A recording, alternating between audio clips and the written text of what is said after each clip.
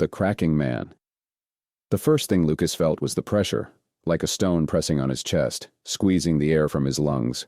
His eyes flicked open, but his body refused to move. His arms, legs, even his head were paralyzed. Only his eyes darted frantically around the dim room. Something was wrong. The shadows in the corner didn't look like they belonged. They twisted and rippled, darker than the rest of the room, as if the light refused to touch them. Then he heard it. The sound of bones popping and cracking. Slow at first, like someone flexing stiff joints, but growing louder, sharper and closer. His breath hitched as the shape began to emerge. A figure unfolded itself from the shadows, its body impossibly long, its limbs bending backward as it crawled on all fours toward his bed.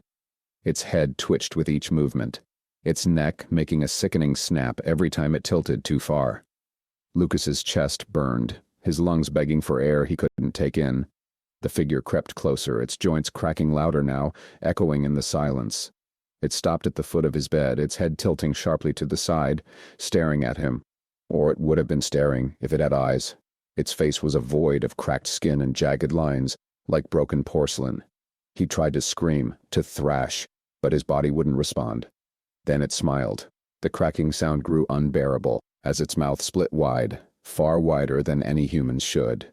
The jagged edges of its broken face revealed rows of sharp, uneven teeth that didn't fit inside its mouth. It began to climb onto the bed, its weight pressing down on the mattress, inching toward his chest.